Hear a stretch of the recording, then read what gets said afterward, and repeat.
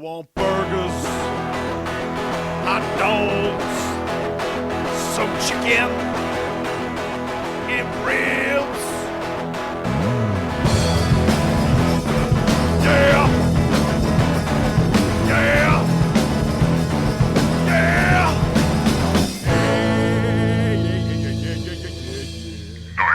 Night of the Horror File. So I was thinking Okay. that in honor of Nic Cage in this movie, Yeah, of because course. you love to honor Of Nic Cage. course, yes. I don't really care about that, but today I do. Okay, Okay. I think that you should shut the fuck up the whole time. Mimic his performance, and you would be great. Well, you know. Oscar worthy. Nope, you're already fucking him. Well, you know, I can't obviously like outact Nicolas Cage. That's impossible. Well, you could really try. Because right now you're not trying. This is nope. I can't possibly I feel shut up. like you could try harder. I don't think I could possibly. I'm worse than the kids.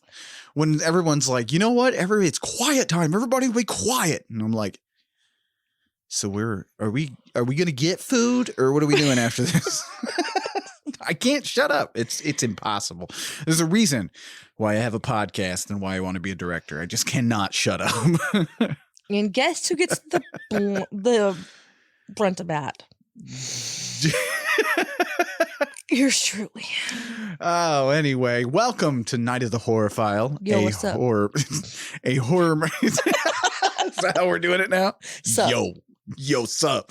But welcome to Night of the Horror File, a horror movie and genre film podcast where I take a horror movie and genre film and show it to my beautiful wife, Brittany, who gives us her input. Sometimes she loves these things and sometimes she absolutely hates them. Today marks the last episode of Listener Request Month. You know, we've been doing this for 3 years.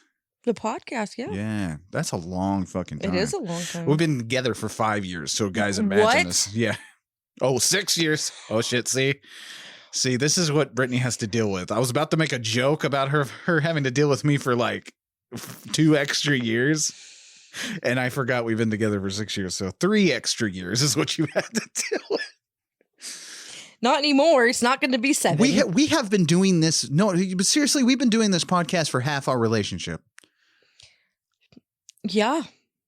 I wonder if our longtime listeners has seen a change. Have you? I mean, in our podcast, yes. It has I would hope the quality has gone up. I've tried to, really do a change in our relationship. Like, maybe the way we talk to each other. Someone's like, dear God, they need to break up now. Oh. No, we're fine. We're fine. But I don't want to break up. I mean, I do sometimes because you annoy the shit out of me. Well, yeah, like you forget obviously. that we just had an anniversary at the beginning of this month. I know. I'm going to hear about this for the next week. But anyway, yes. I won't speak the whole time. God damn it. How about I honor Nic Cage and Jesus just not Christ. speak this whole time? But anyway, yes, it is the last episode of Listener Request Month. I love Listener Request Month, you know, because it's so much fun. Because just the mix match of like different movies. I mean, we had Grosso this month. Mix match. Is that a thing? Is mix match a thing? I think it's mismatch. Anyway. Anyway. We had like Grosso. We had fucking Street Trash. We had a whole... Slugs. Yeah, Slugs. The horniest of all movies. We had a good time here this month. I really do. And what a way to cap it off. You know? Because what did we watch this week? Willy's Wonderland. I almost said Grosso. I don't know why that was in my brain. You just want to watch Grosso again for some reason. No. Yeah, you love that movie. Listen, you said it was better than Madman.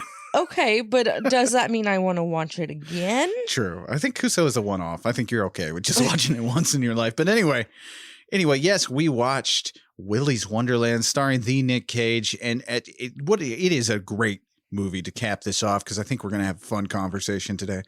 Not a lot of deep diving like we did with Grosso.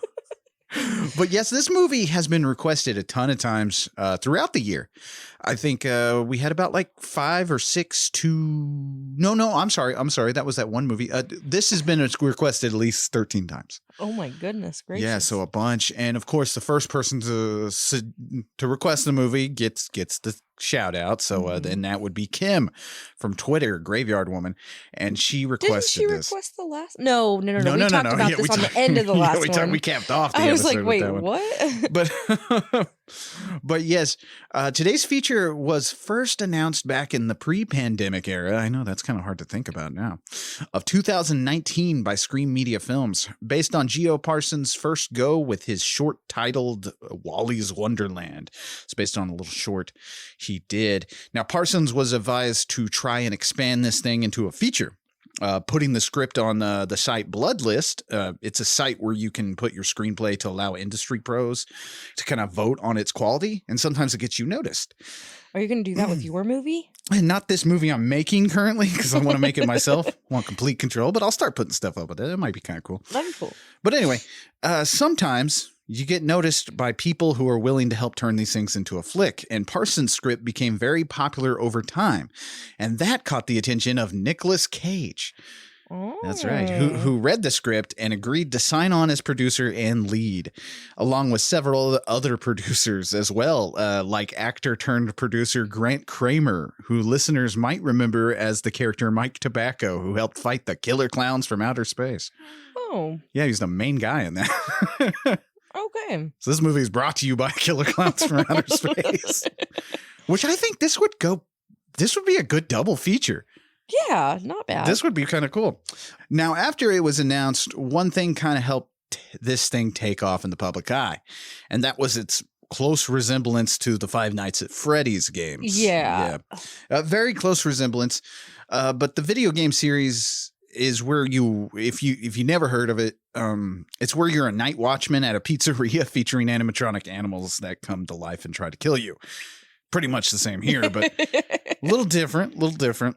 My thing is, I know everybody would say, well, yeah, but that's what this is, but not really to me, because first of all, Parsons and director Kevin Lewis, they kind of denied the similarities.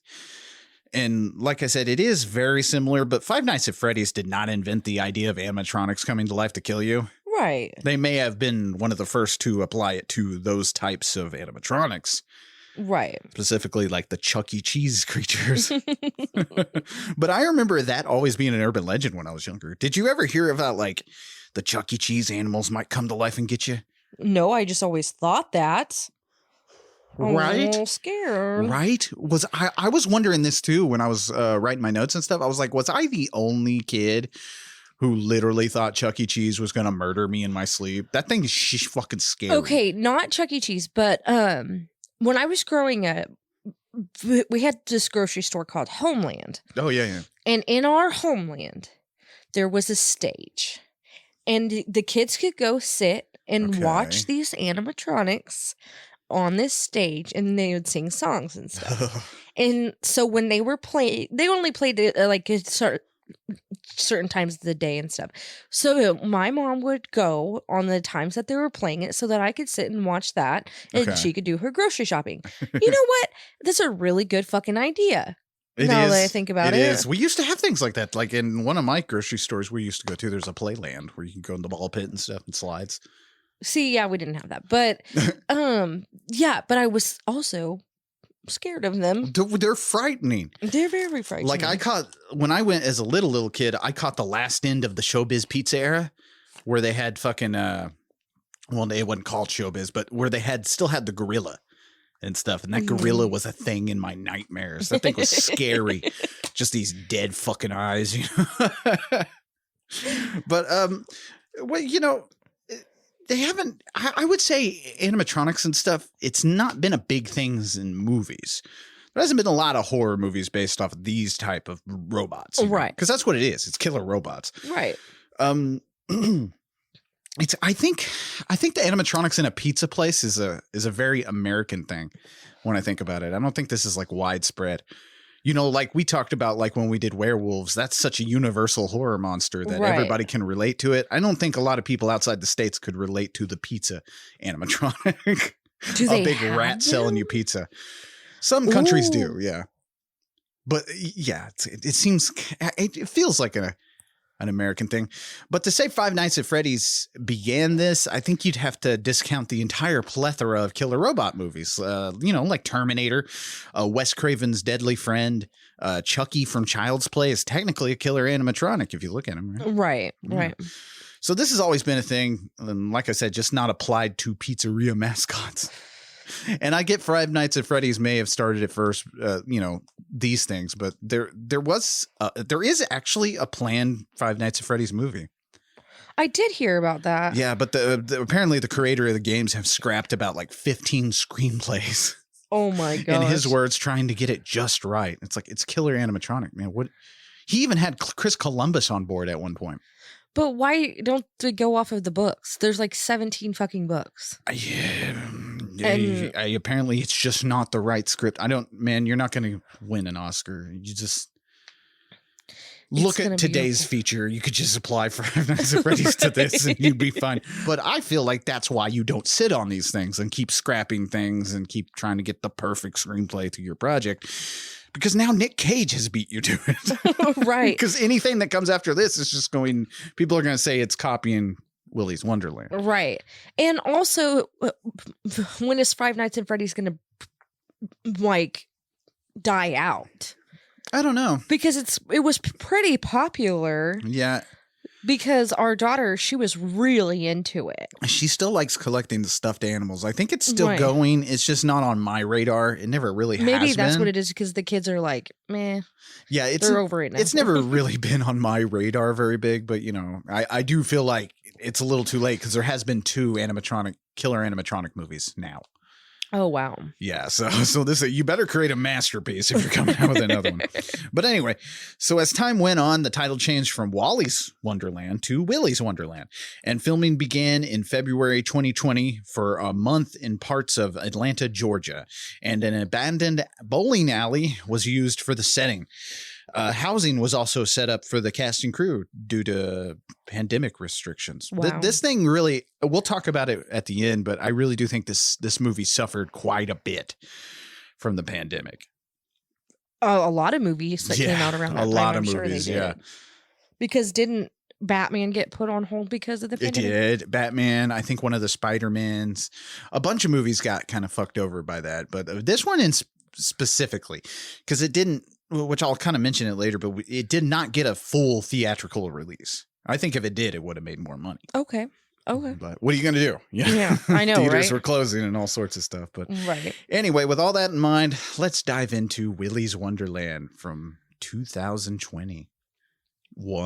I about to, dude, from 2020 to 2022. It is a blur. I don't know what things came out, what time. It's very hard to keep track of that. So 2021, Willy's Wonderland. Okay.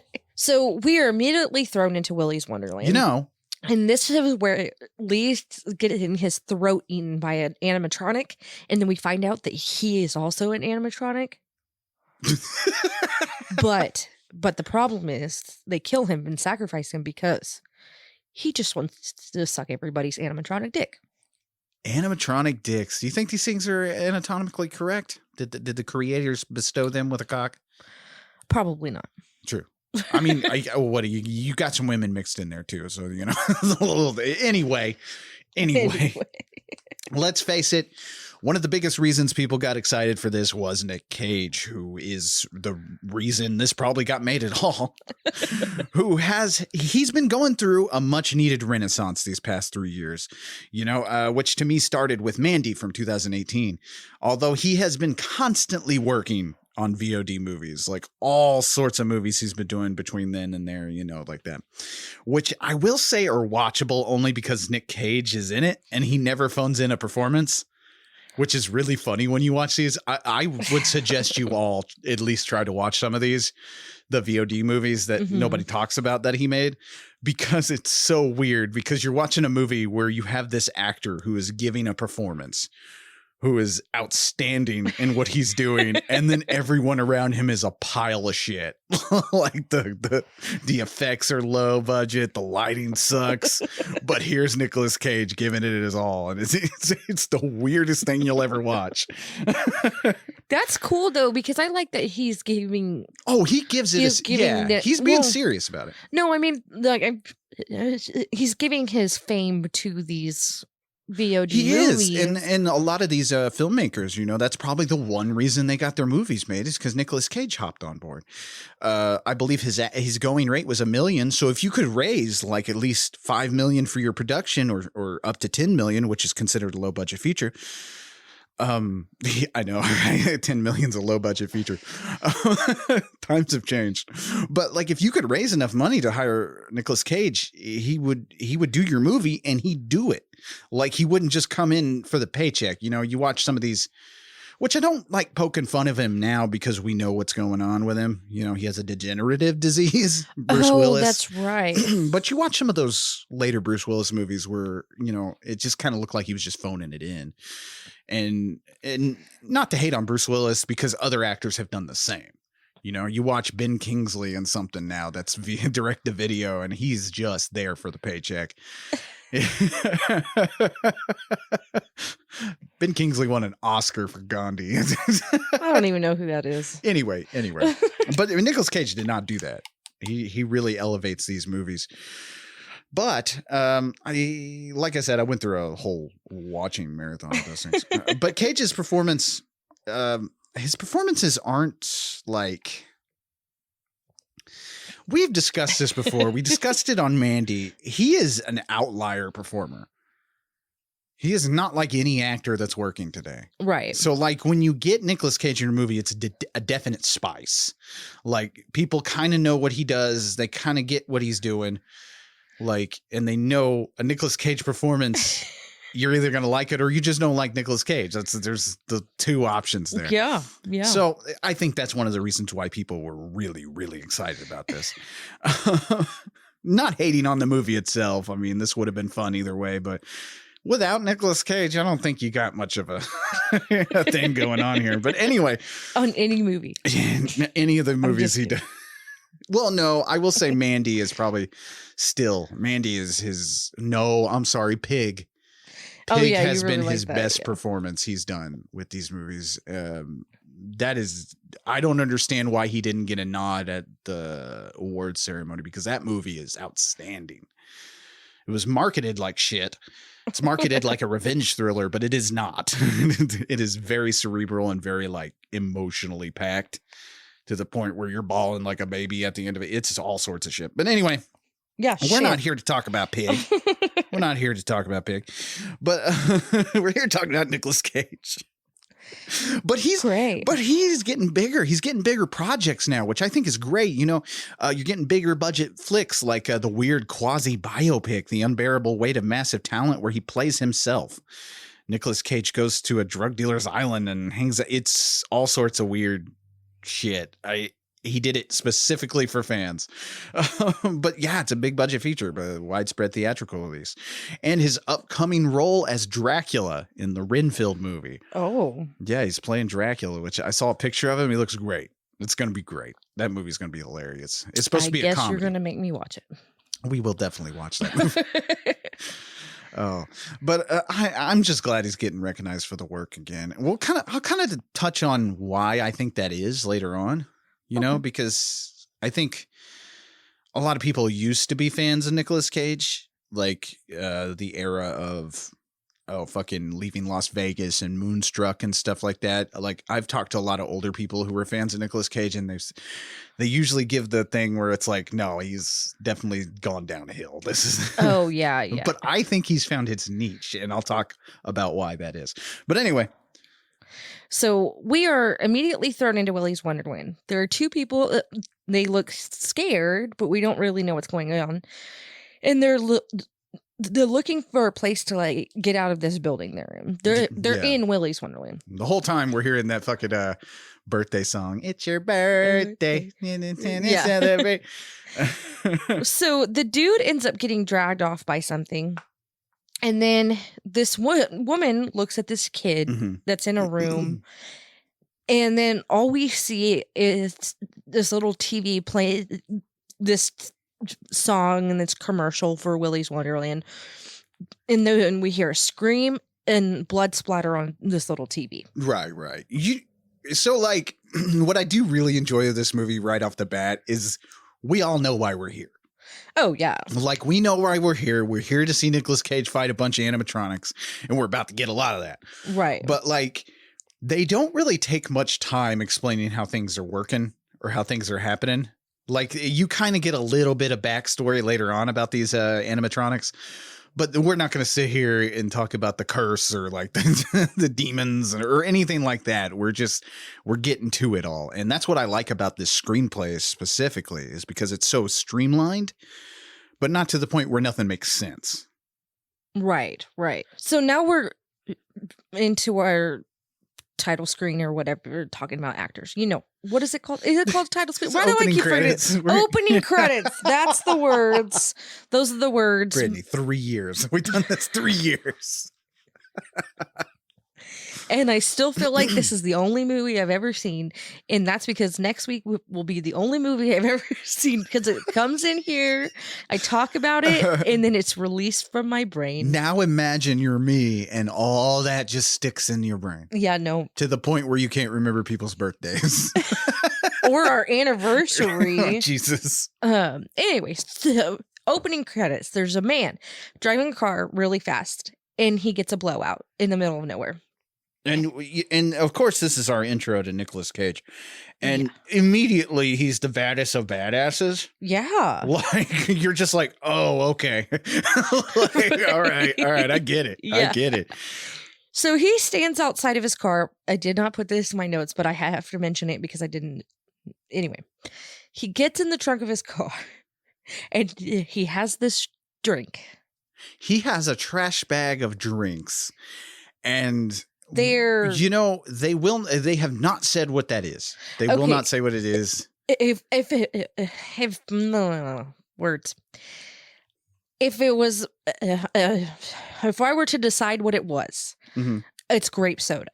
And the reason I say that is because at the end, you see on the can where it says pop. Yeah, I was thinking maybe an energy drink. I know someone asked this of Nic Cage at a Q&A one time, and he said, he was like, I don't really want to, he was like, I don't like going into little details like that, because like, he was like, whatever opinion you have of it, that's yours. And so he was like, so what is your opinion about what's in? But it said pop on it. That's what I was thinking. So I was like, it's a grape soda. But it also said something about enough caffeine to your kisser or something like that. So that's what I was saying. Maybe it's an energy drink, but then it doesn't matter. No, it doesn't matter. Well, I don't know. So he drinks one of those. He's waiting for a tow truck. He doesn't call for a tow truck because, let's reveal it, he doesn't speak at all through this movie. Yes. But he just waits there outside of his car for a tow truck. You see the sun going down. Like, he stands in the same spot, which it's funny because you don't ever find out a backstory or anything about this character. But like, if you notice, there is a little Easter egg and I heard people say, well, that's what it means, but that's not what it means. It's just a little Easter egg to Nicolas Cage's past movies, which there is a military license plate license that he has. So that could mean like, that could be referring to Cameron Poe, a character he played in Con Air. Okay. Anywho, I know too much about Nicolas Cage. I'll shut up now. So the tow truck driver comes and gets it. This is Jed, and he will not shut the fuck up the whole time. And Jed is chewing on a big old piece of jerky this entire How movie. is that not soggy? I don't know. I've never understood how a person can sit there and just gnaw on jerky all day. It's not jerky. It's jerky like, well, yeah. I could eat it. I'm not going to sit there and chew on it like it's a cigar. Like, what? Wouldn't it get mushy? Just because it's like a beef stick. It's not really a piece of jerky. It's like a Slim Jim. Yeah. You know those mega Slim Jims? That's kind of what it looks like. Yeah. Never been a fan of the Slim Jims. Again, it would be soggy. Yeah, it's just not good. That's not what Randy Savage meant when he said, oh, yeah. Snap it to a Slim Jim. Oh. I'm not doing the Randy Savage voice. Oh, yeah. Or was that the Kool-Aid man? No, I don't know. It could be both. Oh, but anyway, yeah. So this guy has his fucking motor mouth going, which is great because it's all over the place against this silent character, which is this is what you want. The idea for the janitor to be silent came from Nicolas Cage himself. The janitor was supposed to have a few lines here and there, but they were so sparse that Nicolas Cage got with director Kevin Lewis and decided it would be interesting to just cut all the lines out. Okay. Yeah. In Cage's words, he's like, I just wanted to go full Harpo Marx and see if I could just act based on facial features and energy alone. He's just testing himself every time. Yeah, and he fucking does it. Like the fact, because Nicolas Cage is known for long monologues. That's one of his trademarks. But here he delivers nothing. But you know what he's thinking and you know what he's doing the entire fucking time. And another testament to Nicolas Cage. But I'm going to be doing a lot of Cage praise in this fucking Just show. keep sucking that dick, honey. But you get a Cage performance with 0 words, and Nicolas Cage is a huge fan of Charles Bronson's performance in Once Upon a Time in the West, which Charles Bronson in that movie, if any of you guys remember, he's completely silent throughout that movie. So I wonder if that's kind of like if he was channeling Bronson for this, because he does kind of seem like that. Bronson was known for playing these tough guys who could just not speak a word and they'd be fine. Oh yeah. But anyway, it has left the door open for a few interpretations of the character, which I did read one.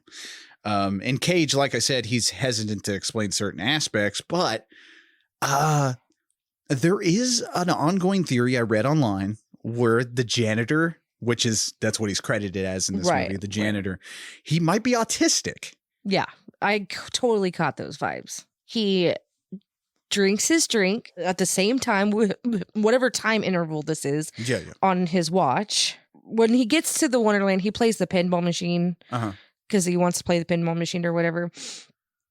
And also, we'll get into it, but they send him there to do a job, and he's getting the job done. He's very adamant about doing that. Yeah, he's very adamant about sticking to a routine. Yeah, which, if you guys know a lot of people who have autism, one of the things is some of them stick to a straight routine. They have to stick to that routine and they hold by it. And that's kind of what he does here, because he takes a break at certain intervals every time. And he does not skip that break, as we come to find out. Right. He will not skip it. He has to do it, and he has to drink one of his drinks every time he does that. He's got to do what he's got to do. Yeah, which I think you had said he's nonverbal. Right. Nonverbal, autistic. I guess you could say he has violent tendencies. Right? I guess you could say that. It's necessary here.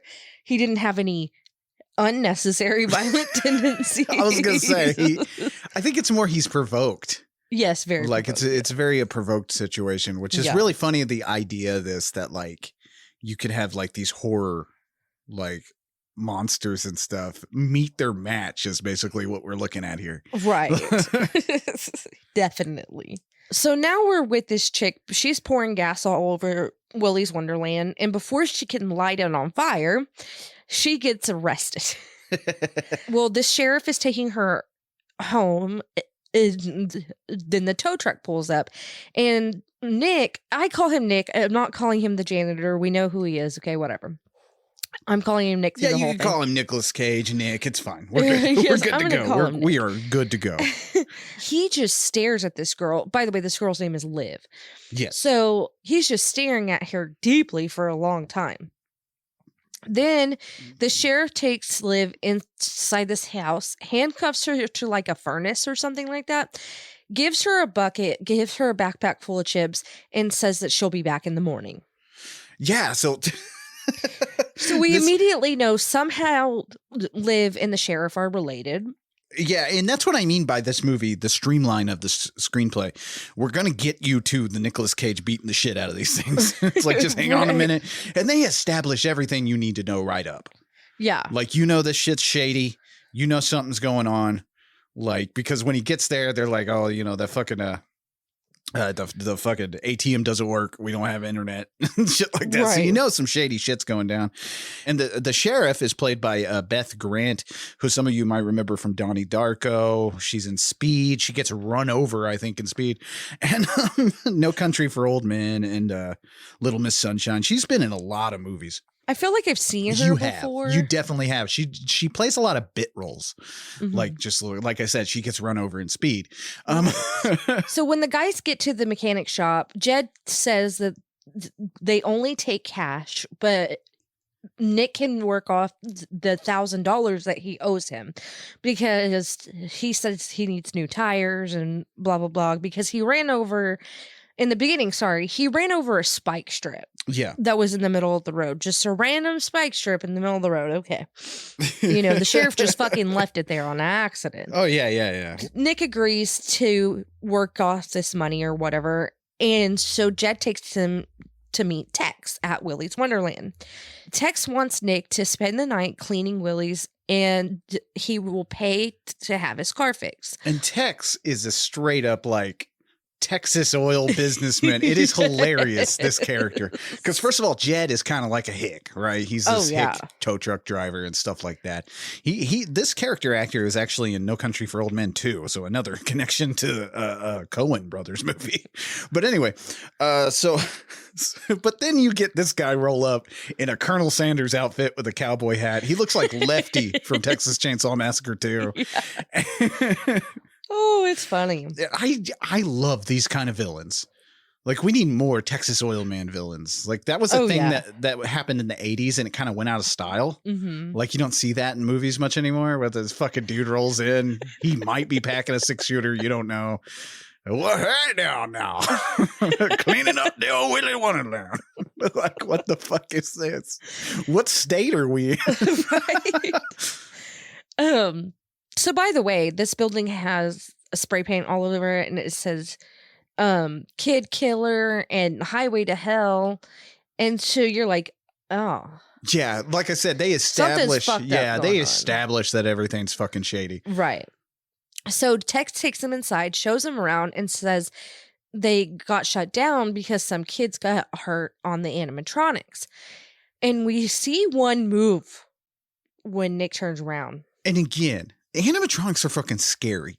These things are fucking horrifying. If one of those moves, I'm leaving. I think it has to do with the uncanny valley thing. Like when something looks close to a living thing, most of the time it's humans. Like, the closer it looks to being real, the weirder it gets in your brain. Right. And this is I think this is what kind of plays on those. Yeah. But again, like, there was a whole urban legend about Chuck E. Cheese where like a kid got bit by one of the animatronics and shit like that. That I remember people telling when I was younger. So. I did not hear that, and that's okay. I don't need to be around animatronics. I hung out with a weird circle, man. You know, and when I think back, I did not even like Chuck E. Cheese. I don't know why my parents kept taking me there.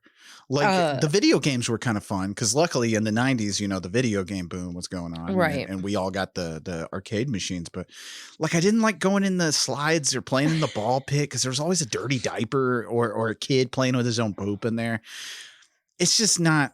It wasn't fun. I've never went to Chuck E. Cheese as a child. You've never been to Chuck E. Cheese? I have, as an adult. Oh, well, as an adult. As an adult, it's a whole other hellscape. Oh, yeah. That's why they started serving beer at our Chuck E. Cheese. Do not take your kid to Chuck E. Cheese for a birthday party. It is fucked. It is hell. It is and pure fucking hell. And it wasn't even my kid's birthday party. It is pure fucking hell. And you have like kids coughing on the salad bar and shit. And then the employees look like they just want to die. Yes. Like, you just go up to get your tokens and just that employee who's doing it is just like, here you go.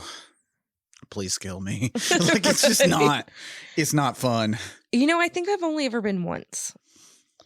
I think now they've done away with the animatronics. I don't think they have those anymore. I think it's all because they slimmed down the mouse, right?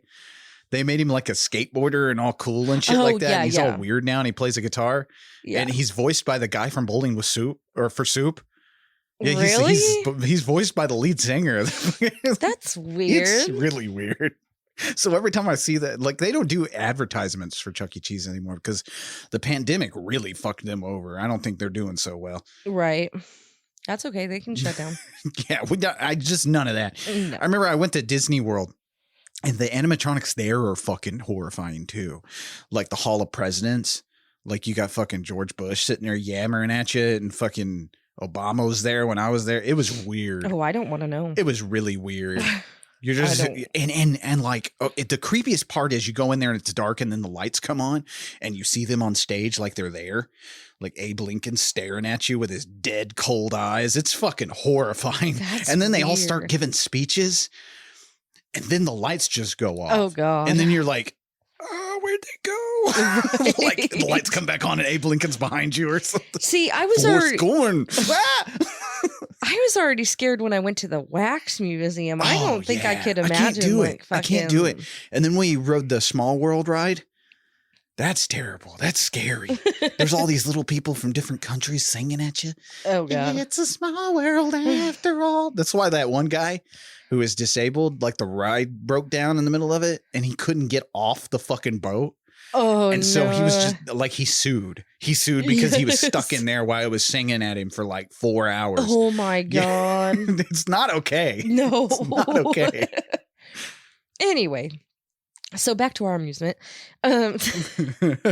So Liz, oh god, Liv's friends come and save her, and they act like this happens all the time. Yeah. They're like real Which is cash weird. about it. Which lends to another thing where what state are we in? Because everyone's been talking with a Southern accent so far. And then these kids are all like they came from an old Navy ad. Right. Like, I'm a little confused. like, it is weird. But it definitely lends to like, because the whole point of this movie was to feel like an 80s horror movie. That's what they were going for.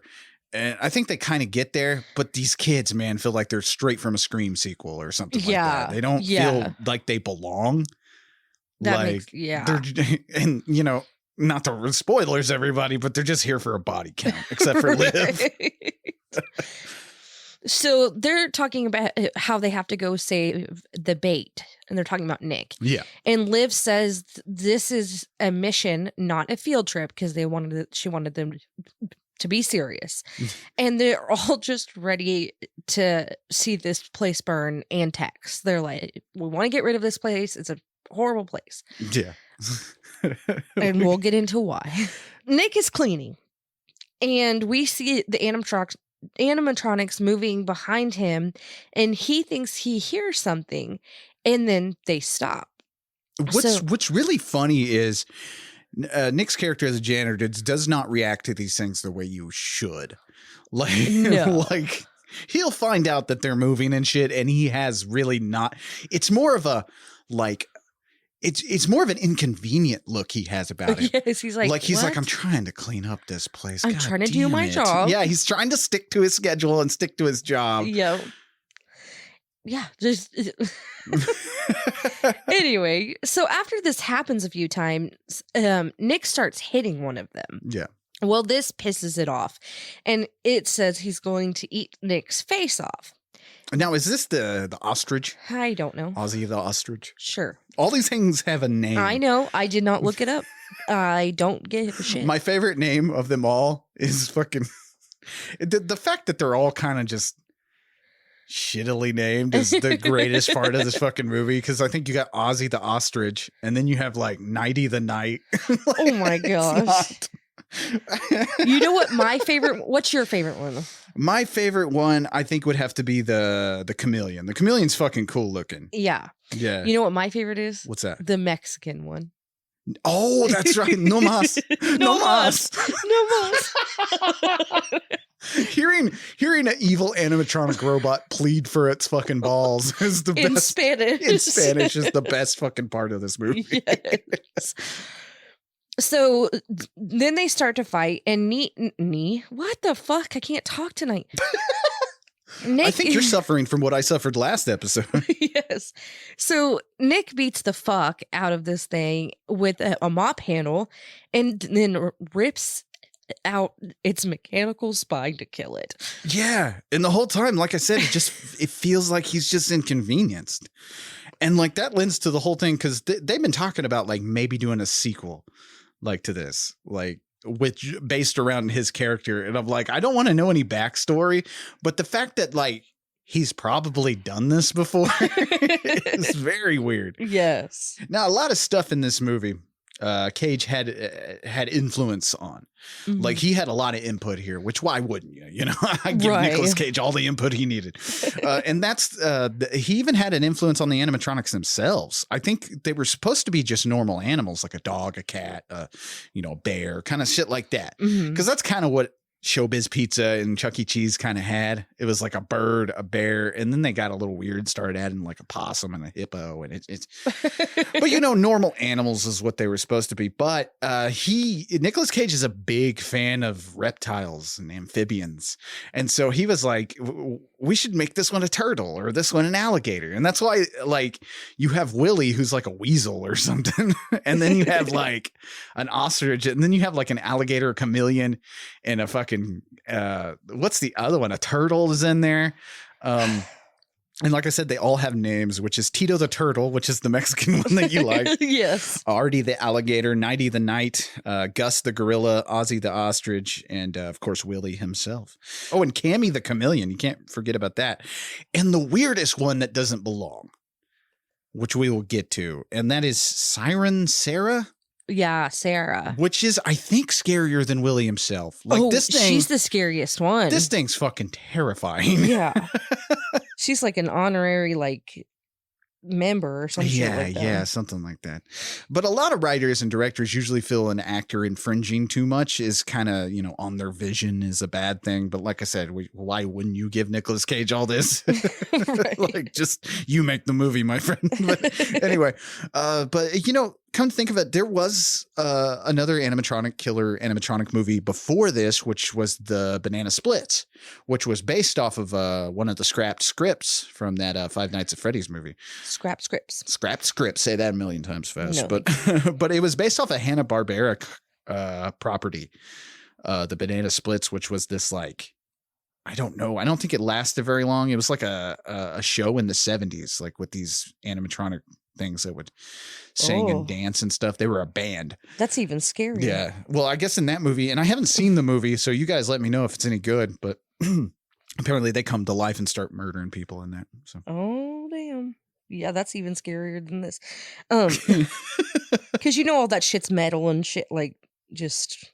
Well, because that's what kind of this is, like, which I love about that, because he's ripping out spines and stuff, but it's part of like robots, right? Like he rips out some like the alligator's heart later. He rips that thing out, and it's like a servo or like a motherboard. He rips it out. So Nick is getting back to cleaning, and he is scrubbing really good. By He's doing the way, a good fucking job. He is doing a good job. I need to know what kind of spray he's using because he's using it on everything and it's cleaning everything. He cleans the blood off the walls later, and I'm like, man, if you've ever gotten blood in anything, it's hard to get out. And know what's harder to get out? I'm gonna have that isolated, aren't I? It's gonna be used against me in a court of law. But you know what is even harder to get out? What's that? Spray paint. That's true. And he just fucking sprays that and he just wipes the spray paint around. This guy does an amazing job. I need to know what this is. Anyway. So when he gets done with this bathroom, he walks out and then the animatronics are on. So then he hears something behind him, either go into the bathroom or come out of the bathroom. He doesn't know. I don't know. So he goes back in and he sees that someone has smeared blood on this mirror and it says, "It's your birthday." Yeah. Go shorty. It's your birthday. Sorry, that's what popped in my head when... That's what popped in my head when I said that. Holy shit. And yes, we're about to meet Gus the Gorilla. Gus the Gorilla. Okay. So as Nick is cleaning up the blood, he hears someone say, "Do you want to play hide and seek?" They say that they are going to eat his eyes out and feast on his soul. Dun, dun, dun. And that is one of the scariest things I've ever heard our 5-year-old say. Yeah, that he line out of a repeated- kid's mouth is really fucking frightening. Yeah, I was like, um, how about we not say that, okay? He loved this movie, by the way. He really did. This is a fun movie for him. I don't know if you should let your kids watch this, but And he was like telling me what happened. I was like, shut up. Yes. He's a little like blabbermouth about plot lines. He's just letting it drop. He's like, oh, he's going to live. He's going to kill them all. He's just going through how he's going to kill the other ones. It's like, stop. Just stop. I need to watch it. Your mom needs to react to this. So when Nick is checking the stalls, he finally finds the animatronic gorilla and they fight. Well, Nick ends up curb stomping him into the urinal. I did not think, when I first watched this movie, I did not think I was going in about to get an American History X curb stomping of an animatronic gorilla, but I'm here for it. Oh, yeah. That's funny. Oh, yeah. That's funny. And that's one of the things Parsons was going for when he wrote his screenplay, because he was like, I wanted to write a horror movie. He was like, but I also wanted to be kind of funny too. Oh, yeah. Like, and he's like, and thinking about like this guy ripping spines out of these robots is hilarious. Oh, yeah. Oh, it was great. So after he curb stomps this gorilla, it's time for him to have one of his drinks and play some pinball. Yeah. His watch beeps and then he drops everything and goes and plays pinball and has one of his drinks, which, like I said, he's got to stick to his breaks. Tex did tell him to take breaks. So. It's true. He's got to stick to that routine. Yep. This whole theory about him being autistic it holds water. It really does. I never thought about it that way. Now, Ken Hall created the monsters in this movie, and I love how they gave them all their own personalities. Like I said, they all have their own little personalities, and it would have been easy to just have these things be killer robots and call it a day, and maybe give Willy a personality. But no, they go full on with this thing. These feel like characters that exist in a world, and I think that's what helps sell it a little better. Right. Now, a big influence on this, and how could it not be, like I said, is Chuck E. Cheese Showbiz Pizza. And if you look on the walls of this place, it has those cartoons, right? Like the cartoons of each character, and they look happy and great, and the animation's awesome on it. And it's very similar to the stuff you saw on the walls at Chuck E. Cheese, because you'd look at those and you're like, oh, this is going to be a fun time. And then you'd see the things on stage just staring at you. Sometimes they'd be broken, so their eyes aren't blinking, so they're just looking into your little kid's soul while you eat shitty pizza. Chuck E. Cheese was not the amazing nostalgia trip for me as it was for all of you, probably. You thought you were going to get eaten up in there. Every single time. And there was always a little Italian man by a pizza oven, and his head would come out of it. It was weird. What? Yeah. That was a thing. What are you talking about? Well, he'd announce your birthday sometimes. What are you talking about? The animatronics at Chuck E. Cheese. There was an Italian one. There was just an Italian man. It wasn't a monster or an animal. It was an Italian man. That's weird. It was an Italian stereotype up there next to Chuck E. Cheese. Because, Chuck E. Cheese is an authentic Italian restaurant.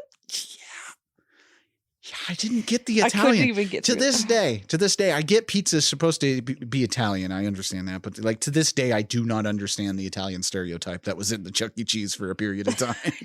It did not make any sense to me. Is that racist? I feel like it was at the time. I think I was picking up on those vibes when I was a little kid. Because then you see that, and then you look over, and again, just the no expression, dead-eyed robots singing and shaking around. It's not okay, people. I'm so glad that time period is over with. It seems like we're done with animatronic robots. So you don't want to bring it back? No. I think it's the worst. It's bad. It's not okay. So you're scared of something, is that what you're saying? Very much so. Especially the dudes that would have the poor son of a bitch who would be working there, who had to dress up in that hot ass costume and walk around. Oh my God, yeah. That thing always stank. I remember Chuck E. Cheese wanting to come dance with me, and I was like, no. I'm good. No, I'm good, Chucky. You smell like shit, man. You just stay over there. I get it. And the whole thing about a big rat selling pizza it's weird in itself, isn't it? Yes. But we're not here to talk about Chuck E. Cheese the whole time. You're right. I do not have the love that a lot of you seem to have. I don't. Anyway, so the kids show up and they're pouring gas on the building, and Liv wants to get Nick out first before they set it on fire. I would say I feel like they should have fleshed these kids out a little bit. Why? A little bit more. It's just something. Give them None of them. Liv has a personality. Yeah. None of the rest do. And I understand they're dead meat. Excuse me, that Karen girl, I think that was her name. She looked like a mom from Jersey Shore. It's true. A 45-year-old mom from Jersey Shore that smokes too much. They all do look 30 plus. So what she's wearing, she's like got this leopard print fuzzy sweatshirt and this mini skirt. Yeah, you're right. They do. They give her kind of a personality, but that's because they're going to have sex scene later. Right. That's the only reason. But the rest of them, they don't feel, I don't know. It's just, they're boring. Right. And I'm glad it does cut to the chase and get to the murder here pretty soon. Like that was one of the saving graces of this, because I could not deal with this cast any longer. You're like, no more of this. Because it feels like a different movie. Like when it goes from Nicolas Cage's scenes in this early beginning, like into them, it feels like a completely different movie that's going on, because it kind of feels like the Scooby Gang's about to come save the day. I was gonna say it felt immature. Yeah, I'm just glad the murder commenced. Wow, you like killing kids? Okay, I like killing kids and I hate Chuck E. Cheese. Anyway, there's your takeaways from this episode. Anyway. So she ends up going through the air ducts. Oh, because by the way, Nic Cage is locked in here. Yeah. He can't leave. Yeah. So as she's going through the air ducts, she starts to get chased down by this alligator animatronic. Do you have the name for that one? The alligator? Yeah. Artie the alligator. Artie. It's Artie the alligator. Artie the alligator, because he's a French alligator and he's an artist. The animatronics have more personality than the fucking kids. Yes, I didn't even give the kids names. I don't even know their names. I don't know their first. I don't know what they've got going on. Like, I don't know. But the alligator, I know he's an artist and he's French. Oui, oui. Oui, oui. He has a personality. Anyway, so Liv ends up falling through the air vent thing into a weird, almost fairy dream room thing. Which I guess that's what Siren Sarah is supposed to be, as a fairy. Yes, they do call her a fairy. Yeah. Then Sarah comes out. Anyway, Liv has to beat her up. Yeah, yeah. And she's got a knife. By the way, there is a struggle with the Siren Sarah, who like I said, is the most terrifying one of them all. Yes. Because this thing, I don't know if you guys seen this movie, but this thing has like these big ass eyes, and it's a fairy, and it's human-esque. Yes, with a big head and big eyes and these weird teeth. Yeah, it's not okay. No. If I would have seen this as a kid, I would have shit myself. Yeah, this would be a shitting yourself situation, because it's like, okay, I can get past this weasel, this alligator, and that fucking turtle. I'm cool. Right. But this, what is that? Why is there a fairy here? What is it? It just looks like a person with a big head, and I'm scared. She looks like she's meant to eat children. Yeah, that's exactly what she's designed to do. Just like that fucking gorilla. Yes. It's a thing of nightmares. So the kids hear Liv scream and decide that they need to go save her. So they go up on the roof and they end up falling into it. Like the roof collapses. Yeah. And they conveniently land into a ball pit. Well, yeah. That was very convenient. And I want to know. Okay. Did Nic Cage clean the balls? He probably did. We probably are missing a scene where he's wiping each one down. Wiping the balls. You got to wipe your balls sometime, you know? It's just good practice. You got to clean your balls. Yeah. It's rude not to, really. I agree with that. Anyway. So during all of that, Liv was trying to tell Nick to leave with her, and he just walks away from her because he got a job to do. Okay, whatever. Yeah. It's hilarious when he encounters, like, when he's trying to do something, he's like, I don't have time for you. Yeah, he has to stick to his routine. Yes. So the animatronics start up, and Liv is going to cut this fairy lady, but Nick grabs her to stop her, and the kids are there and they realize that he's been killing these things. Yeah. So they all follow Nic to this other room or whatever, but two of them, the other girl and her boyfriend, they decided that they're going to go to the super happy fun room. And we know what they're going to do in there. You know, again, like we are in the middle of animatronic apocalypse. Yeah. And this is definitely an 80s horror movie trope. Because I know you looked at me a little weird when I said you could definitely tell the feeling they were going for was 80s horror. Right. And like, this is definitely straight out of a Friday the 13th movie. It's like some of our friends are missing. Where should we go? Let's go have sex. Yeah. And of course, this is even dumber. Because you know these things are killing people. And they know the people have died in that room. I know. So what are they doing? We're just so horny. You know, you would go. Everything. You know that you would go into super happy, whatever the fuck the name of that room is, to fuck me. No, absolutely fucking not. If I'm in the middle of a place with animatronics and stuff, and they look bloodthirsty, there's a Tito turtle over there just staring me down. I'm not getting hard. It is impossible to get hard in this place. Then I want a divorce. If you're not going to fuck me in the super happy fun room, then divorce. Could you imagine that if we were in this movie? Is this a fight? Is this a fight we're going to have right now in front of Willy? In front of Willy. We're going to do this right in front of Willy. Do this in front of the murderous animatronics, huh? Yeah. Not in front of the animatronics, please. What if we covered them with blankets? Then can we have sex? That's even scarier. Then they look like animatronic ghosts.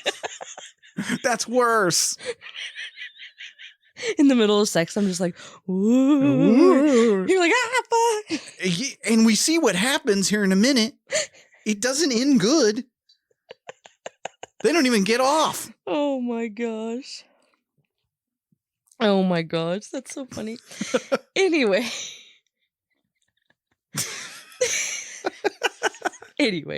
So I just want to know if any of you out there could get a fucking erection while this is going on, while you know the murderous animatronics are coming for you. I could. You don't have to worry about getting it up, madam. Like, I'm the one who has to worry about that. Okay, but you said the blood is not flowing, and I probably already shit myself. See, that if the world was ending, you have to grab the first person and you have to fuck them. A world-ending scenario, the world's just about to end, asteroids and stuff, is a whole different ball game than murderous robots dressed as like fucking fairies and shit. That's a whole different horror film. But what if that's the end of the world? I'm not getting hard. I'm sorry. It's just not a situation where blood is going to flow to my dick. Okay, fine. You just don't love me. Because first of all, I probably already shit my pants. So that on top of it is just not helping, you know? Well, if you shit your pants, I'm not having sex with you, so. So that's what's going to happen. Because like, I can imagine it's like, oh my God, the robots are coming. You want to go have sex? What's that smell? I shit myself. I pooped my pants. I want to go home. I pooped. Mommy. I feel like the robots wouldn't murder me because I'd be too pathetic. I pooped. Anyway. So Liv starts to tell Nic about the history of this place. Yeah. It was originally owned by notorious serial killer Jerry Robert Willis. And his 7 psychotic cannibalistic partners who often murdered unsuspecting families by luring them into the super happy fun room. Eventually discovered by the authorities, they committed a satanic ritual to transfer their souls into the animatronics before committing suicide. See, that's all the backstory you need. That's all it is. Like, I love it. I love how it's that, and we move forward. We don't get stuck on it. But at the same time, if this is a well-known legend with, the kids are fucking in there. Why you fucking in the satanic ritual room? Why not? I can't get hard. Okay, we're not talking about you. You don't have to worry about getting hard. We're not talking about me either. If someone wants to fuck in the satanic room, let them fuck in the satanic room. Yeah, but it's not the good satanic. That's what I'm getting at. This is the bringing robots to life and serial killers and whatnot, you know? Like it's not party down, everybody get naked. We're fucking with robes on, satanic. Like that's a whole different. That's fun. That's cool. Like we're turning on like fucking Slayer and we're all just getting dirty. Like that's all right. But we're talking about like I'm gonna get murdered by an alligator. Yeah. Like that's not okay. I don't want to go out that way. First of all, even if I weren't like deathly afraid of these fucking things, I would not want to go out that way. I don't want that to be known. Like how'd he die? Well. We got attacked by robots and one was a big turtle and it ate him. That sucks. That's the worst way to go out. Okay. Anyway. Was eaten by a turtle. Anyway. So 10 years later, Tex reopened Willy's, but it closed after the animatronics killed some kids. They say that they don't bulldoze it because Willy got to the people of the town and convinced them to make a deal with the devil. Dun dun dun. Okay, I'm not gonna poke holes here. Okay. I don't understand how the animatronic got to them to make a deal with the devil. Oh, I don't know about I think they're calling Willy the devil, the animatronic Willy the devil. Okay. I'm not saying like the actual devil. Well, I was thinking I don't the think that's actual what they devil. were. I don't think that's Like, what they were. I feel like talking Satan wouldn't be a part of this. about. Satan's like, nah. This is a dumb plan. This is a really stupid plan, Willy. You're gonna be in the animatronic. Like that's what you're gonna. What happens if some badass comes in here and kills you all? You just think about that? Did you think about that? No, you didn't. Okay. I'll see you in hell. Anyway. Willy, you got some splaining to do.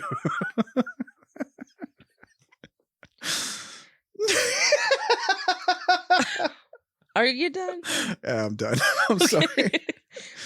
So the animatronics start singing, and one of them stabs through one of the kids, and their friends are in the other room fucking. We get to see this or whatever.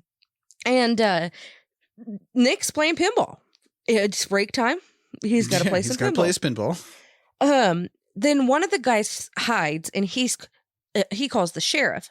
Well, she answers, and he was like, "Oh, we messed up. We're the Willy's." She hangs up on him. She hangs up immediately when she says we're at Willy's. And she's got this new guy here. Yes. Who is uninformed about the situation. He doesn't know anything that's going on with this. And he is only there to work this shift or whatever to get overtime. Yeah, they kind of explain it. I think he's a transfer from someplace or something like that. Yeah. Poor dude. Yeah. This is the worst night of this man's life. Yeah, he just doesn't even know it yet. And he goes out in the worst way in a little while.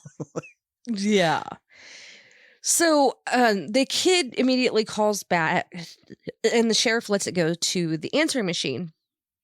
So he starts to leave a message, and it says that Liv is there. So the sheriff grabs her guns, and they get ready to go down there. Yeah.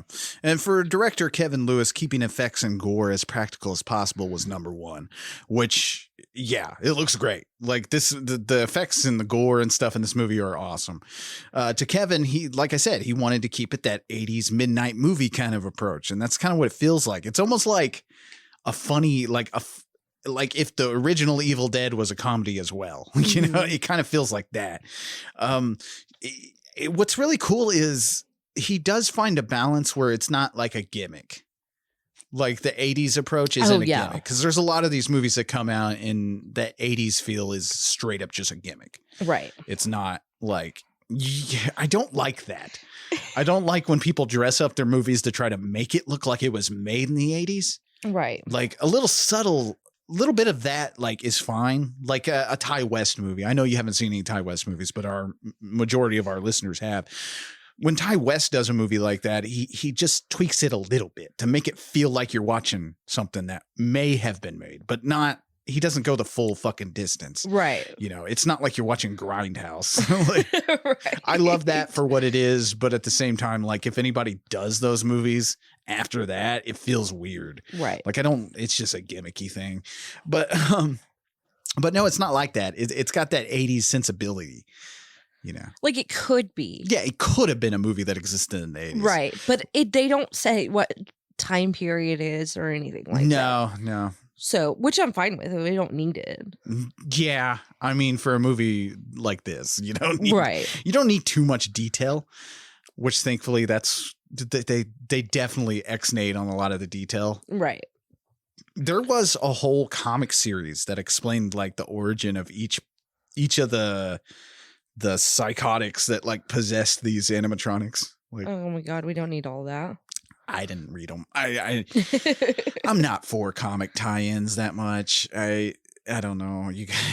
I like comic books, but it takes a lot to get me to read one. Right. It's got to be Batman, probably. Yeah. That's the only one I've ever followed. Like, it's too late for me to get into any of the other ones. That's true. So one of the kids gets thrown into a foam pit and eaten alive. Love. So then the knight that killed the one kid, he tries to kill Nic, but Nic ends up killing him with his own sword. Yeah, he beheads this fucking thing. Right. And Liv is just there, and she's just in shock. Yeah, because what's funny is these idiots broke into this place to save him. Right. And he's just like, oh, I'm fine. Right. I love that I got it attitude he has through this whole thing where like I said, it's just an inconvenience. Mm-hmm. And I think them being there is an inconvenience to him. Yeah. Now they're in his way. He's right. Because now he's got to save them. He's like, oh, I got to take my time to do this. I don't even think he cares about saving them, really. I think he's just more like upset that they're getting killed. Like you're ruining my cleaning here. Right. So the kids that are fucking get eaten by the alligator thing. Artie the alligator. I'm sorry, this French alligator's great. And then Liv hears the girl scream because they're in this room or whatever. Uh-huh. And she tries to open the door, but it won't open. So you get a superhero door kick. Nicolas Cage kicks in this fucking door in slow motion. Oh my gosh. It is the best shot ever. And a lot of reviewers really accused this thing because they were like, well, this movie just doesn't understand the appeal to Nicolas Cage by people now. I was like, what the fuck are you talking about? This movie's delivering on that appeal in spades. He's beating ass. Like, yeah, isn't that the point I did of not Nic understand. Cage? Yeah, because Nicolas Cage definitely with some of these roles now, he's been choosing weirder ones and stuff and things that are a little outside. I think he's just challenging himself is what he's doing.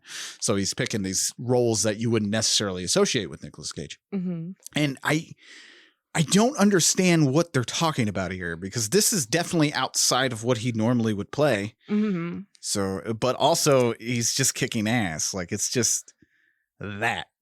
Like I never understood that scrutiny. I don't know. I don't know enough about Nic Cage to know. You will. Don't worry. Great. We have plenty of more time to cover Nicolas Cage movies. saw that one movie. Which one? With the Declaration of Independence. Do you know National Treasure? Yeah. Yeah, they're making a third one of those. Nicolas Cage is coming back. That's not necessary. I'm all right with it. You just love Nic Cage. I do. He could sit in a room in a yoga pose and not say anything the whole movie, and you'd be like, that's the best movie I've ever seen. He did. It might win you over for Nicolas Cage. He did a Netflix series where he discussed the history of curse words. Oh. Yeah, it's amazing. Like I'm telling you, we're gonna convert you by the end of whatever we're doing here. Like we're gonna convert you into a Nicolas Cage fan because you enjoyed Mandy. Now we haven't discussed whether you enjoyed this yet, so right. We'll see at the end. But like you enjoyed Mandy quite a bit. It's true, and I love National Treasure. Yeah, you love National Treasure. So, and the only reason that movie's any good is because Nicolas Cage is in it. No, I like the other dude.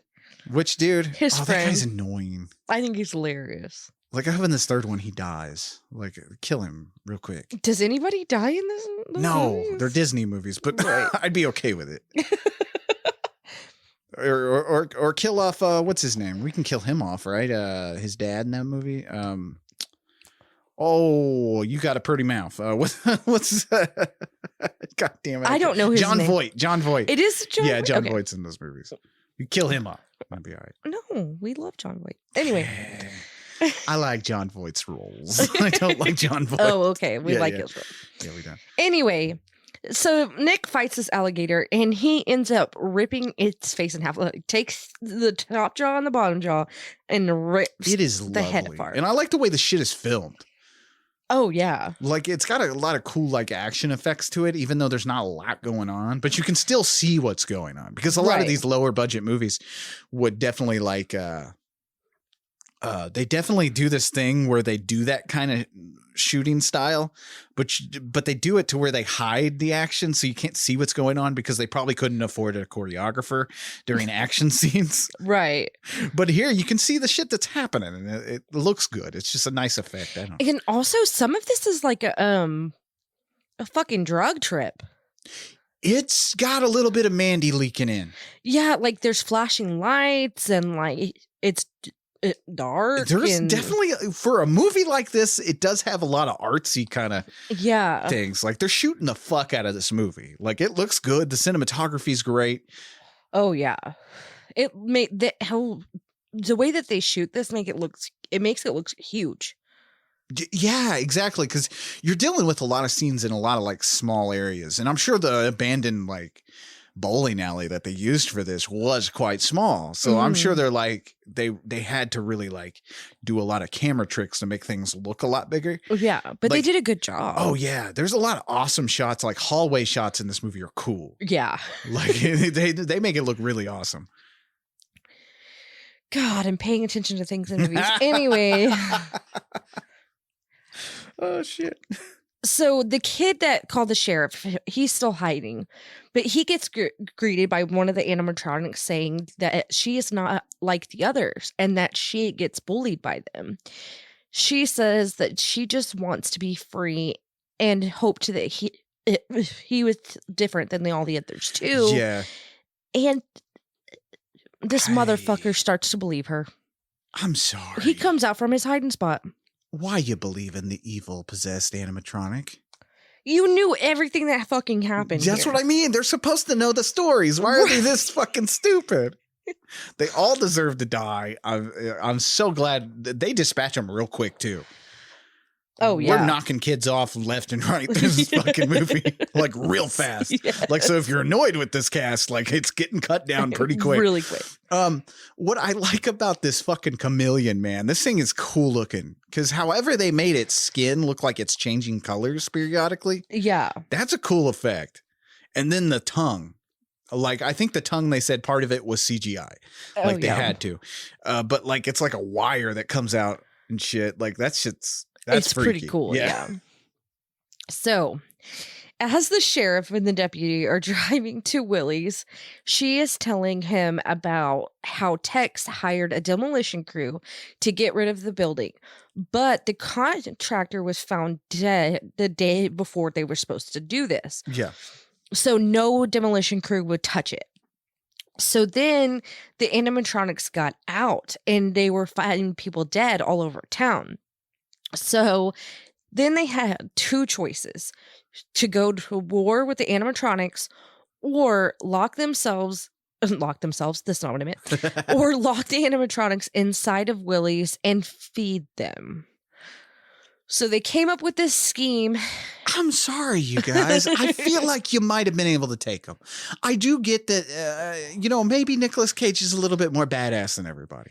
Right. I understand that. Maybe it has to do with what's ever in that can. Maybe that's what he fuels up on to fight evil. I don't know. You know, that could be the reason why he's treating this like no big deal. It's just another day in this character's life. Right. It's like, what has he done before this? Right. But no, I feel like the town could have taken him. What are you doing? What are y'all doing? Right. Come on, guys. So they came up with this scheme of getting out of town people who wouldn't be missed, just like Nick, and to Yeah. feed them. So they put the spike strips out. The people don't have cash because people don't carry cash anymore. That's not really 80s, but 80s. That's what I mean. It's like 80s sensibility mixed with modern times. It's okay. I think it's fine. Right. But they can go in there and they can work. They can clean it up and work and get their car fixed. But the people go in there and they get eaten. Yeah. And I want to know where all the cars are. That's true. It would have been funny at the end of this if they like zoomed out, like in From Dusk Till Dawn, you see like fucking goes down lower. There's other Willys animatronics down there. Right. So then she tells him about Liv and how they found her in Willy's. Yeah. We see this. She doesn't really explain it. Right. But she is the little girl from the beginning. Yes. She was. Those were her parents that get off in the very beginning. Right. And so the sheriff takes her in as her own and takes care of her. And not very well, from my understanding, but who locks them in anyway? Or lock them better. I mean, obviously these kids have gotten her out before, so what are y'all doing? Yeah. But this whole town's fucking stupid as sin. I'm sorry. This is a little podunk town. They deserve it. But so writer Geo Parsons, he grew up in Lake Tahoe, which had a family fun center called Boomtown, which kind of had this shit going on. Not the specific situation here, but no, his whole town did not have to make a deal with the animatronic robots. But he used to go to this place all the time. That's kind of where the idea really was implanted in his head about this.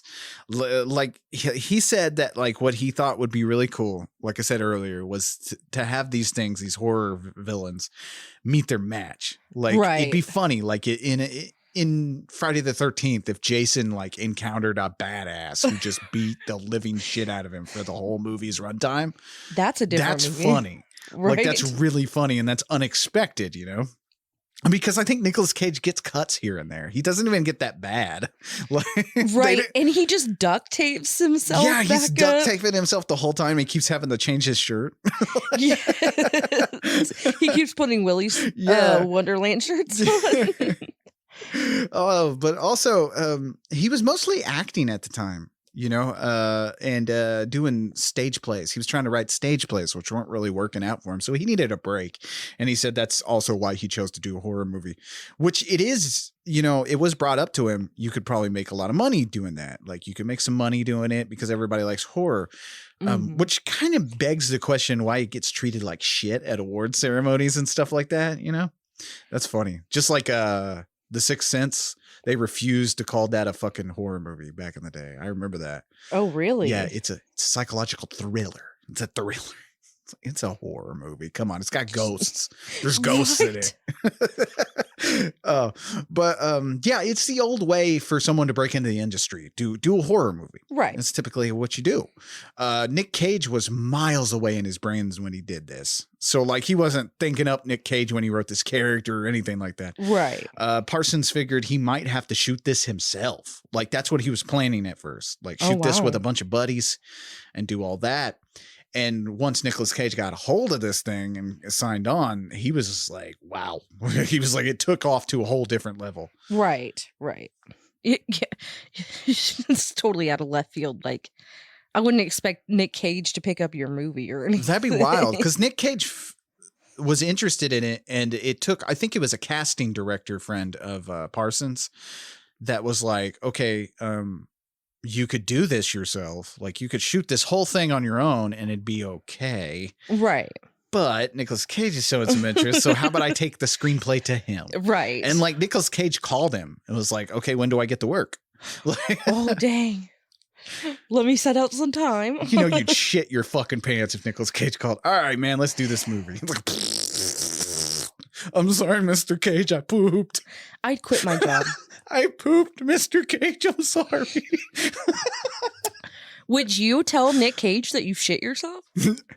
I don't know. I can see Nicolas Cage. What's that smell?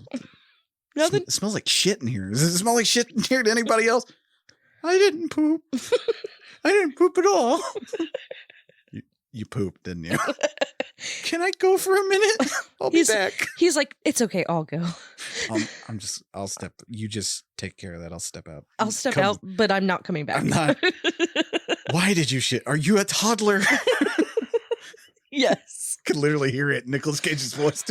Are you a fucking toddler? I almost spewed my drink out. Oh fuck. But yeah, that's amazing though. Like, so it goes to show, you know, if you can get this to people, if you can get your story, if it's a good story and you can get it to people, man, you can get your movie made. Right.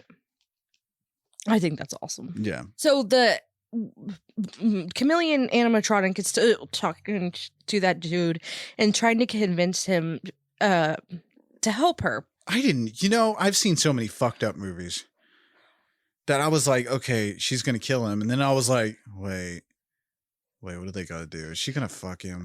I didn't think that. I didn't think that. That's how corrupted my brain has been by a lot of these movies that I've seen in my life. My mind went to maybe this chameleon's going to fuck this kid. Maybe you just watch too many porns. No, I don't watch it. Well, you don't watch porn? Yeah, you're right. All right.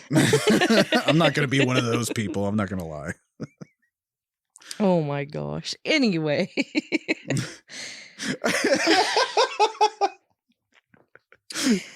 I watch enough porn where I know the actresses. That's. You remember when the last drive-in first came on? I was like, hey, I've seen her in. Oh. Yeah. I was just looking at you like, Yeah, anyway. I've seen lots of Darcy's movies. Anyway, moving on. So Liv walks in and the animatronic ends up killing the dude. She turns real quick and she's like, oh no, fuck you. Oh yeah. Thankfully. It didn't go the way I was thinking. Thankfully. So then Nic comes in and he's going to fight, but then his timer goes off. That's what I mean by I really do think this is all just a big inconvenience. I don't think he cares about saving anybody, really. Oh, I don't think so either. So, so he goes to drink his drink and play pinball. Which I love because he hands her the knife. That's what I was going to say. Oh, I'm sorry. Rude. I'm sorry. I cut you off. That's fine. I pooped myself. Can I go? So he hands her the knife before he walks away. And so Liv and this thing start to fight. And we get flashes to Nic playing pinball and Liv fighting and stabbing this animatronic. She did a good job. Yeah, she actually holds her own here. And so once he's done, he goes to help Liv and he kills the chameleon. You know, like a true hero. Because his break's over. Right. What other movie do you know of where the hero has to take a cigarette break in the middle of it? I mean, he doesn't smoke, but he goes and takes a 15. I mean, you got to do what you got to do, right? Hey, it's America. We take our breaks. Oh my God. So they drag this thing out. And as they're doing that, they run into two more of these animatronics, and he just punches them. Oh, yeah. And they walk off. And then the sheriff shows up, and she's pointing a gun at Nic, and she's taking Willy's side. She was like, what are you doing? Like, she was like, why are you killing them? And she's like, I'm sorry, Willy. He doesn't represent the town and blah, blah, blah. Yeah. And I'm like, what the fuck? Like, I would be cool with it. I'm like, oh, thank God. Right? Thank God, just kill them all, please. Right? It's crazy. So she's mad, and she ends up making the deputy handcuff Nic and take Liv out to the car. So they put her out in the cop car and leave Nic there handcuffed, and they want him to die. They want to sacrifice him so that the town is safe or whatever. Yeah. And he is immediately confronted by two of the animatronics. Yeah, which one of them's that fucking fairy bitch? Oh, God. Fucking fairy Fuck bitch. that thing. Yes. One of the misconceptions that Kevin Lewis cleared up about Nic Cage was the idea that he just says yes to everything to get a paycheck, kind of what I mentioned earlier. Mm-hmm. Cage was dedicated to this movie a year before it began filming. Like, that's how much he believed in this story. And to me, in all the interviews I've read, he really hasn't ever just said yes to everything. He's never really done that. He likes the story, and so he does say yes to those things. But he doesn't say yes to everything. But he picks projects that he definitely likes. And I think he picks stuff that his fans would enjoy. Because like I said, I've watched these direct-to-video things and stuff like that he's done, and they're good if you enjoy Nicolas Cage. Right. They're actually good. Not on board with some of these, like Pig and stuff like that. Those are amazing performances. But I thought you were saying you didn't like that. I was like, what? I'm confused now. No. But also, he would routinely sign autographs with the cast and crew. Nice. Like there would be a line like to get his autograph and stuff. And because you got to remember, a lot of these people are first time actors and stuff. A lot of these kids and a lot of the crew members are first timers and stuff. And to have Nicolas, you're involved in a Nicolas Cage movie. Right. Like that's pretty cool. And like I said, I think what caused, I mentioned it earlier, there's an idea I have. I think what kind of caused his Cage renaissance of sorts is people like me. We grew up with these movies, with Nicolas Cage movies. Like I remember stuff like Con Air and Con Air was a big one. All me and the dudes at school loved Con Air. We all believed that you could punch a man's nose into his brain. We thought that was a real thing. Can you not? I think that's a myth. I really do. I don't think that's real. I think I've heard before that you could punch someone so hard that you could kill them or punch somebody so hard in their nose that it can go up into their brain and kill them. Oh, I didn't think about it. Well, maybe. I don't know. We'd have to ask like one of these, because I think he plays a Green Beret in that movie. Which in that movie, it starts off with that ridiculous thing where like someone confronts someone who's like badass looking, and they just start picking on him. Like I've never understood that when that happens in movies. Where this like hick little scrawny dude, I was always the one who's like, hey, look at this nerd. Let's pick on him. But anyway, Kevin Lewis said they never had one creative difference between them.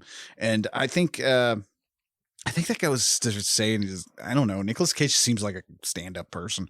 But yeah, our parents, they were like fans of his older stuff, like the more dramatic stuff, like Leaving Las Vegas and stuff like that, which is very good performances still.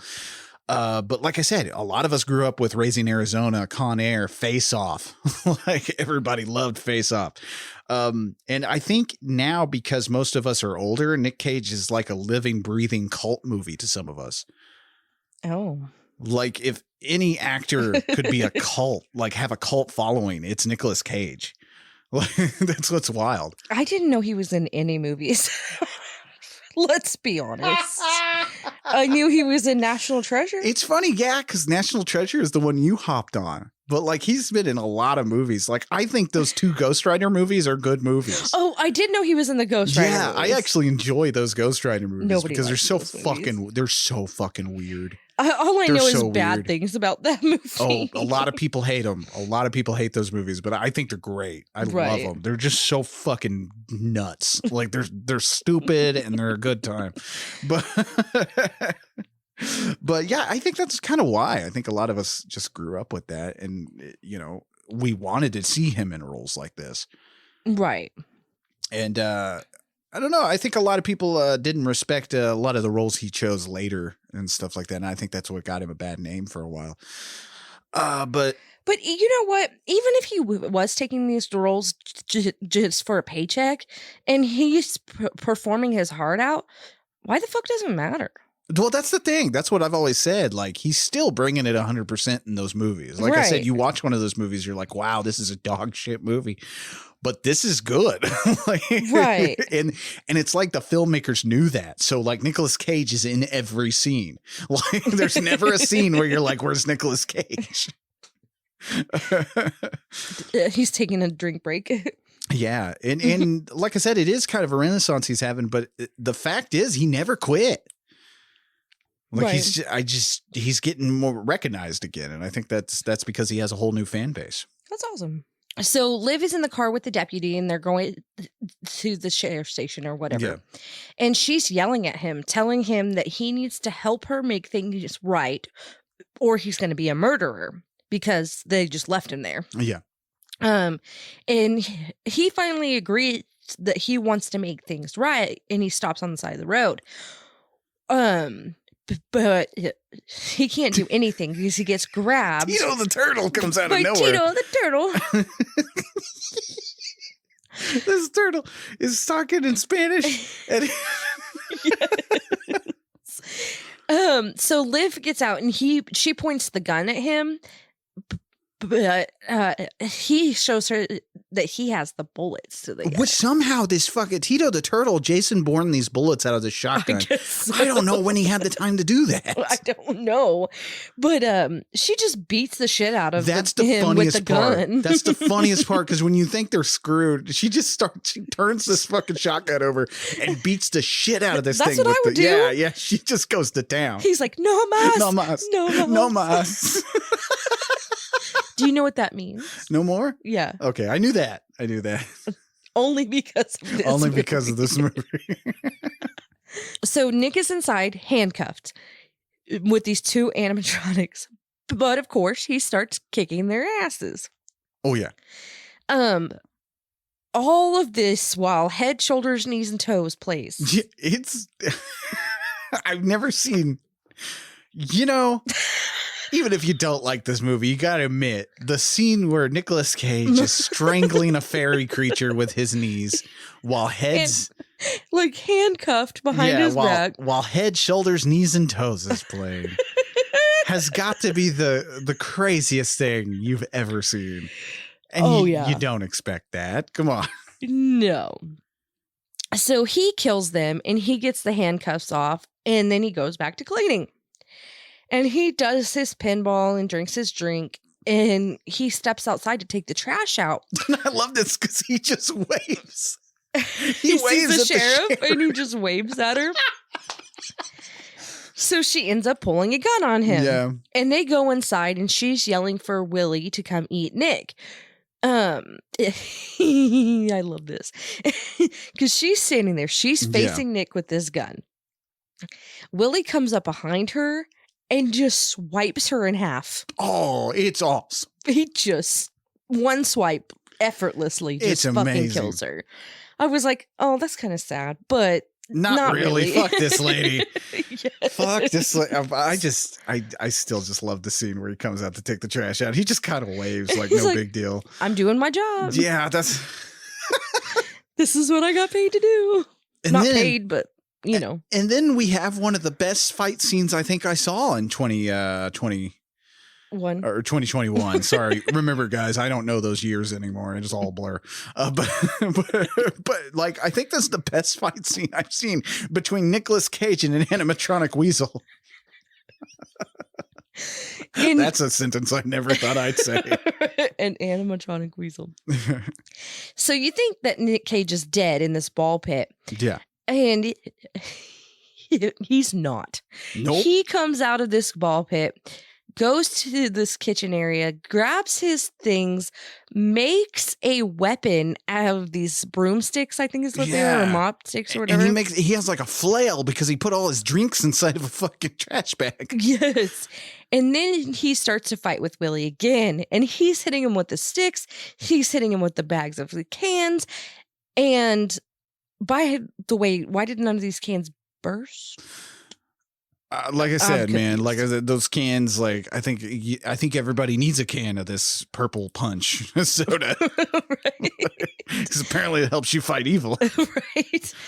Well, he gets Willy to the ground and he ends up pulling his head off. Yeah, I love it. It is gory as shit, as gory as it can be, because the blood in this movie, when it's the animatronics, it's all like oil. Yeah, that's like, what I was going to say. It's like oil. But yeah. I do like the little touch that they gave them blood. Right. Like, that's great because it does make a cool visceral scene when he's killing all these things. So it's morning now. Tex and Jet are there to check things out. And then we see the fairy lady, Sarah. She actually isn't dead. And she jumps out of the trash can, the dumpster or whatever. Yeah. Then when Tex goes inside to check things out, he is pissed. Everything's clean, by the way. Yeah. Everything. Nic finished the job. Yes. The only thing he didn't clean up was like the kids, the dead bodies of the kids, but he put tablecloths over them. Yeah. Like a respect thing. What I love about this scene is as it's like going through showing you all the things that's been clean, it's like little bits of his personality are left there. I don't know how to explain it to you, but it's like you definitely it's crazy. Yes. So Tex has to give Nic his keys back. I mean, he did the job. Because he's like, oh, all right. I guess. Like, oh, shit. So Nick goes to leave and Liv shows up. Yeah. And they stare at each other for a long time. And she ends up getting in the car with him and they drive off. Right. I I was like like, that. oh, is she even old enough to be in the car with this man? But okay. She's got to be 70. I think we can just ignore that. I think it's okay. I mean, they weren't doing anything No, it inappropriate. wasn't inappropriate. Right. So Tex and Jed are excited because it's all over. Everybody's dead. The place is clean. They get in the car and they're going to go celebrate. They're going to have breakfast or whatever. And Tex even says that he might actually reopen it now. Yeah, he's like, we could reopen it, make it a bowling alley or something like that. And Yeah. What I love about what's about to happen is we do see a little bit of this fairy like loading this car with gasoline and stuff, and Like in the background. back. Yeah. it is a casino explosion. Yes. Because then we see the fairy lady in the rearview mirror and she blows up the car. Oh man. It's wonderful. It, like I said, it's like a scene from Casino. She fucking car bombs these guys. Yeah. Yeah. And then we're back with Nick and Liv. By the way, when we first see Nic Cage in this little scene, we're looking at his sunglasses and you can see flames. It's cool, man. Yeah. There's a lot of cool, like I said, this movie shot really uniquely. Like it's really cool how they do with certain shots and stuff. Yeah. Very artsy. So as they're driving out of town, the animatronic Tito the turtle. Tito the turtle, yeah. He's alive. He's beat up though. And he's walking down the road and Nick just hits him. He fucking runs his ass over. And then just keeps driving. Tito got fucking run down. And No that's mas. it's like, no mas. No mas. No Musk Oh, because the movie's over. Seeing that fucking animatronic get his ass beaten, he's begging for mercy is, I swear to God. That's the funniest thing I've seen in a while. Oh man, Willy's Wonderland was scheduled for theatrical release on October 30th, 2020. But because of COVID-19, plans were changed. And on January 15th, 2021, it was released through digital distribution. So it went right to VOD. Mhm. In February 2021, it got a small theatrical release, like just of limited theaters. But Willy's Wonderland grossed a pretty small $445,211. That's it? Yeah, against its $5 million budget. Oh no. Which, again, I think really is because of the pandemic. Right. I really think this movie would have done really good if it had a proper theatrical release. But, Right. you know, what can you do? This movie begs to be shown in a theater. It does. Like, it definitely lends itself to that midnight movie kind of thing. Yeah. Like, this would be a fun time to gather a bunch of people to a theater and watch it. Like, Oh, it yeah. is a very fun movie like that. And like I said, I really do think it would have made a ton of money. Like if it had gotten a traditional release. Right. And they may have made their money back by now. I don't know. Because they sold t-shirts and all sorts of stuff. There's merchandise to tie into this I thing. want a Willy's Wonderland I t-shirt. tried, man. They keep selling out. Oh no. Yeah. But anyway, now there has been talks about a sequel, maybe just following Nicolas Cage's character, the janitor, to another adventure, which I think kind of sounds fucking cool. Yeah. That sounds like a fun idea. Like have this stoic nomadic character going all to these different horror story rides, you know? Like you could have him fighting fucking vampires or like demons or aliens or something fun, you know? Like that'd be kind of fun.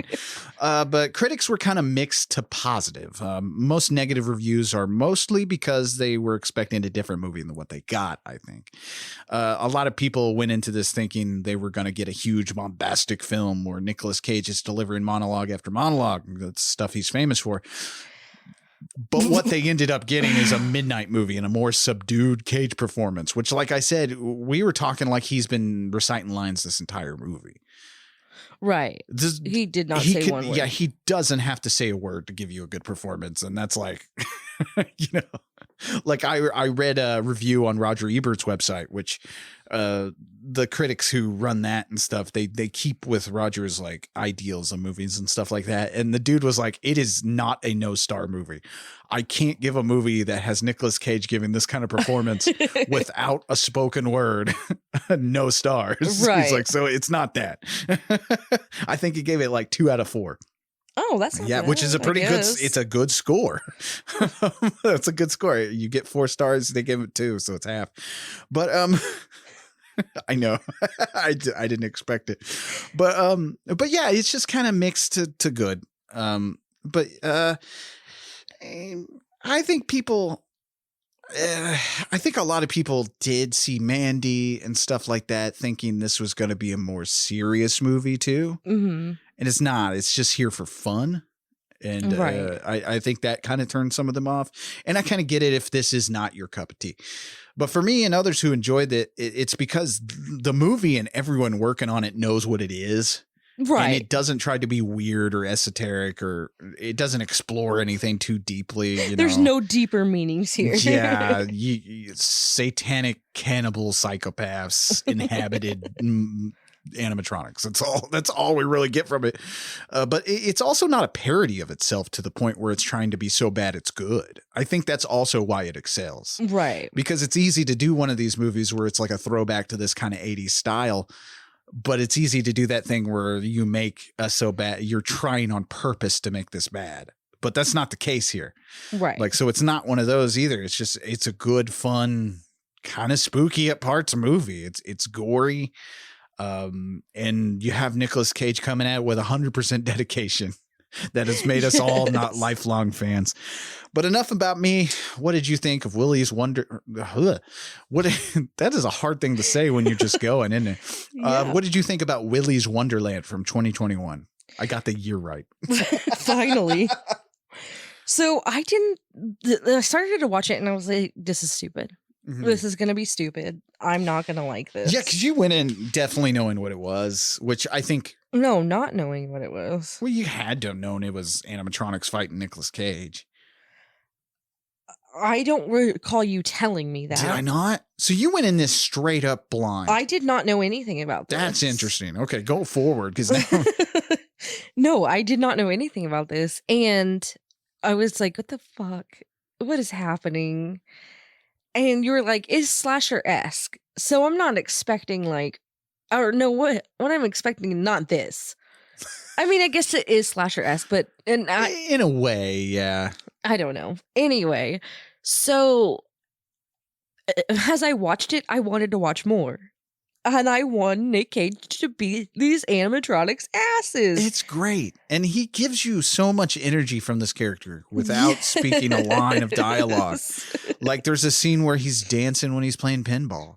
Like it's just so much energy he has, you know? I know. Can I have some of that during? I know. Like Is it cocaine in a cane? it's wild. It's wild to watch a movie where the character who's known for speaking in his roles not say a goddamn word, but Right. still give you the same performance as if he had monologues and long lines of dialogue. I liked it. I liked it a lot. And I immediately caught up on that autism thing when I realized that he had been setting his watch to drink the drink. Oh, by the way, we were talking about characteristics. Safe foods are a thing for autistic people. Oh, yeah. This would be a safe food for him. It's a drink, but it's a safe food for him. Interesting. Yeah. See, I had read that because I was looking for interviews with Nicolas Cage. He doesn't do a shit ton of interviews. Right. When he does, they're really deep. Like, I don't know if you've ever read anything he's talked about, but he goes into stuff sometimes and it's like, whoa. He talks too much, apparently. I don't know. We'll convert you one day. But I am fine. This might have changed my mind. yeah, it wasn't because This and Mandy. Because that's what I was trying to tell you. I was like, you have seen the movies we showed you with Nicolas Cage so far. And we also watched that Mom and Dad movie where he's delivering. He is manic as all get out in that movie. Yes. And you have enjoyed them all. That's what I was telling you. I was Yes. like, I think you like Nicolas Cage. You just haven't seen all his movies. You know what I don't like is What? that you're obsessed with Nicolas Cage. Oh, I love him. I don't think it needs to go that far. Well, I feel like he's He's not. It's a fascinating actor in person. Right. Like, the man bought a haunted castle. Did he? Yeah. Can we go there? No, I think he had to sell it.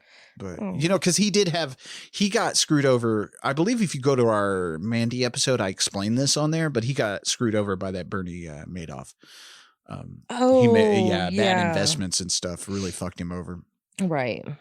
Because that's the funny part is that like his career kind of went down, kind of like, well, it not went down, especially when I went back and revisited and I actually enjoyed some of these movies, but like his career kind of got slumped a little bit because of that. And then like, I think the only other thing that happened was he got accused of spousal abuse.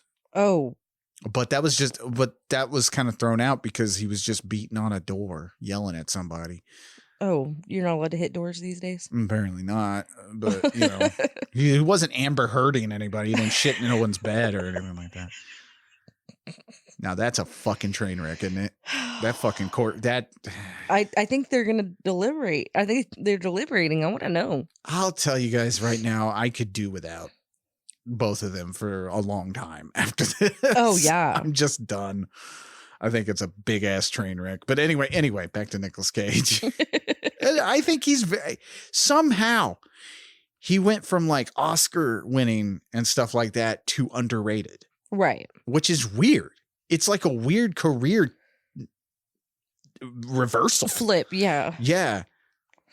I don't know how to explain it. I don't know. I didn't know he was in any movies. So Oh yeah. And you're the majority of you are gonna watch. You gotta watch Vampire's Kiss. That's the name of the movie? Yeah, where he gets bit by a bat and thinks he's a vampire. It's amazing. Okay. Anyway. He's in a lot of movies, apparently. So you enjoyed Willy's Wonderland. That's pretty cool. I'm actually surprised a little bit.